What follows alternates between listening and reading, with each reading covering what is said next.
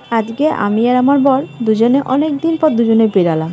তো এই জন্য বেরালাম বলতে কী বলতো, একটু টুকটাক কেনাকাটি ছিল। তো আমাদের সামনে করে একটা বাজার কলকাতা হয়েছে, বেশি দিন খুব একটা হয়নি, এই যে কবে 3 মাস মতো হয়েছে। তো দাদাভাইকে বললাম, মানে আমার বরকে বললাম যে চলো তোমার জন্য ওইখান থেকে টুকটাক গেঞ্জি প্যান্ট ফ্যান্ট এসব কিনে আনি।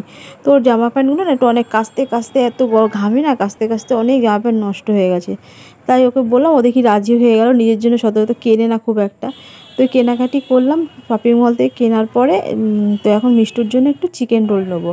বেরিয়েছি মেয়ের জন্য হাতে করে কিছু নিয়ে যাবো না, তো কীরকম লাগে আর কি। তোর জন্য চিকেন রোল অর্ডার করছে, আর আমি এখানে দাঁড়িয়ে একটু ভিডিও করছি। সামনে করে কতদিন আগে খুব আসতাম জানো, আর এই দোকানটায় খুব রোল খেতাম, হেভি লাগে, খুব সুন্দর চাউমিন রোল খুব সুন্দর বানায়। তো দাদাভাই এখানে অর্ডার করছে, মানে আমার বর অর্ডার করছে, আর আমি দাঁড়িয়ে আছি। তো বাড়িতে চলে এসেছি এই যে, আর ও আমাদের জন্য রোল আনিনি, কারণ কি আমাদের না মাছের ঝোল আছে, 2-3 রকম মাছের ঝোল করেছি, তা ওগুলো তো নষ্ট হবে, কারণ কালকে আমি যাবো জামাই ষষ্ঠীতে।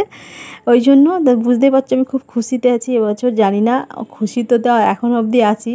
কালকে আমি জামাই ষষ্ঠীতে যাচ্ছি, কেন আর তোমাদের দাদাভাই কালকে যাচ্ছে না জামাই ষষ্ঠীতে, যাচ্ছে হচ্ছে পরের দিন, কারণ দাদাভাই হোটেলে ওই দিন খুব চাপ থাকে ওই জন্য। তো চলো জামাই ষষ্ঠীর ব্লগটা দেখতে গেলে আমাকে ফলো করো।